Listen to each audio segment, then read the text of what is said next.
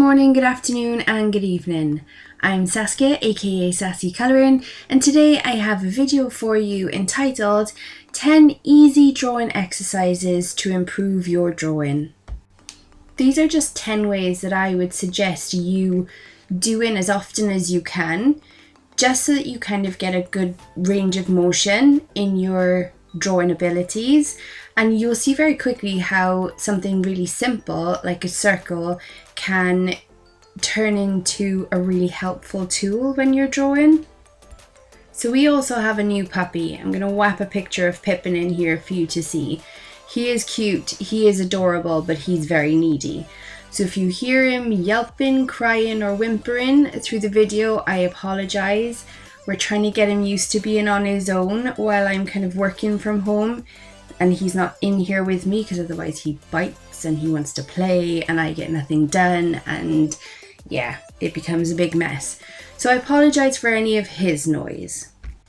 So all you're going to need is a few sheets of paper and a pencil or a pen.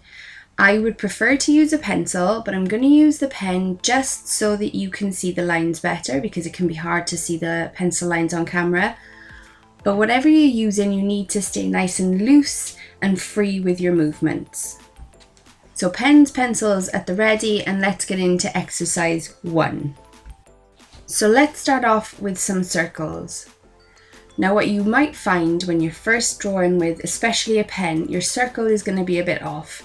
The ends might not meet and they mightn't look too much like a proper circle.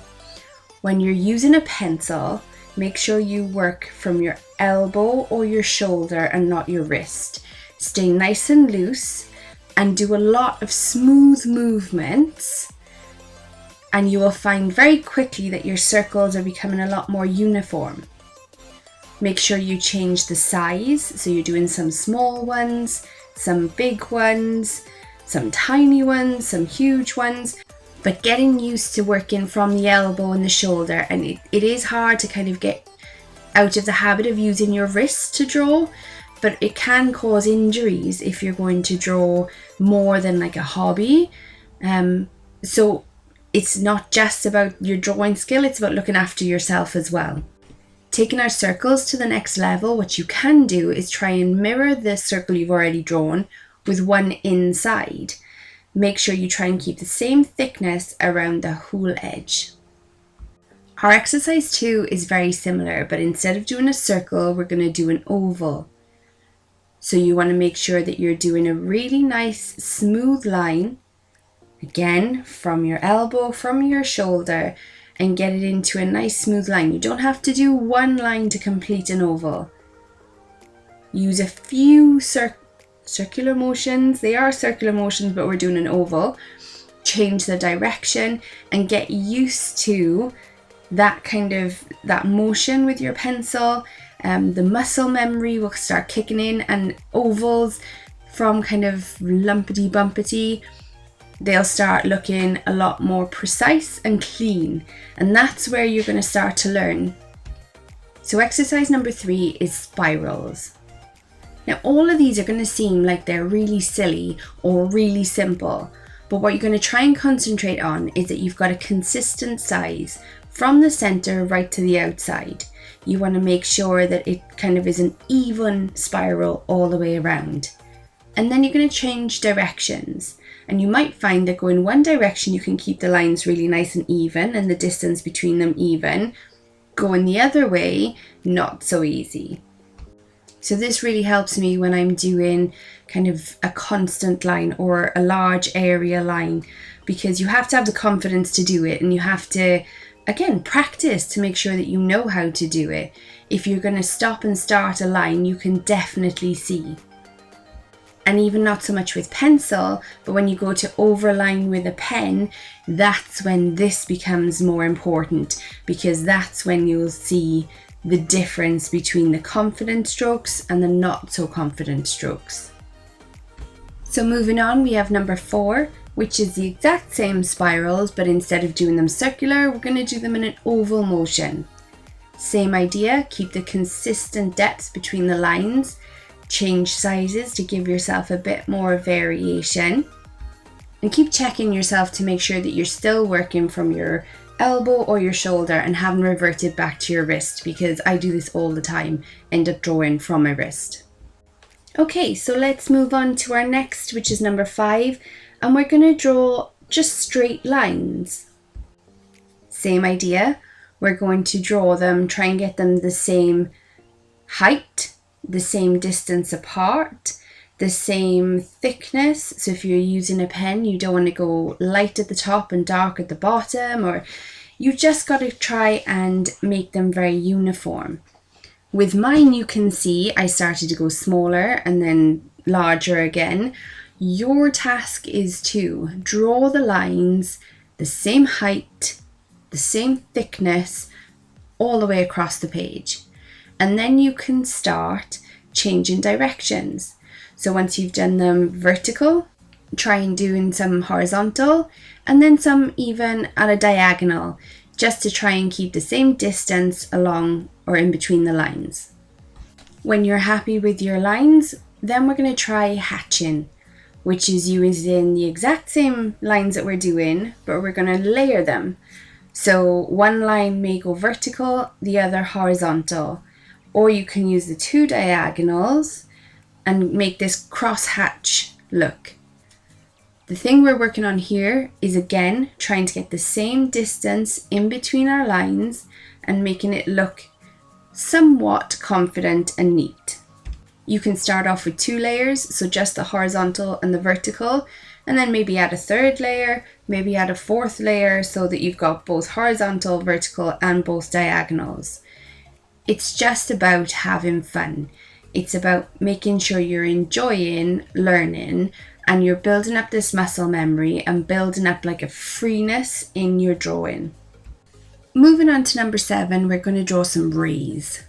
So draw a dot, and then out from that dot, I want you to draw 5, 6, 7 lines. So remember when we were little and we used to draw a sun, a big circle with lots of lines sticking out of it? That's the kind of line we want to draw.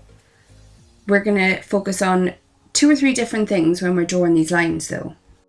1, you're drawing from your elbow or your shoulder.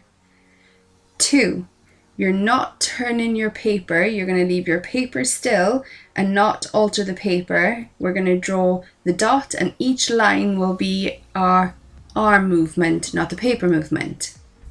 And 3, you can either have an even line from the dot radiating out, or you can watch your pressure, and we're going to do this with number 8, which is a pinwheel. And we're going to curve the lines, but what we're going to do is be heavier with our pen on the inside and lighter as we get out, so more of a flicking motion. If you've got something like a brush pen or a brush marker, that's where you're really going to see the difference with these kind of movements. Watch your pressure on the inside and lighten the pressure as you get to the outer edge of your line. Remember to keep the paper still. We're moving our arm or our elbow and the paper stays still. It really will help. Number 9 are waves or hills and valleys. Start at one side and with a continuous pen or pencil motion all the way to the other side. Again, our goal here is to have them consistent. We want them to be the same height, the same distance apart, and to look quite uniform. Then when you've done a few of them, try to mirror it, kind of the same as what we did with the circles, but you want to draw another wavy line going up where the first one did, down where the second one did. Then maybe change the height and the depth of your mountains and your valleys or your waves, and do that as well, mirror that. And think about the different things that that's going to help you with when you're drawing. There's a lot. So my last one, and number 10, is to mess around and doodle with some 3D shapes. You're now confident with ovals and circles.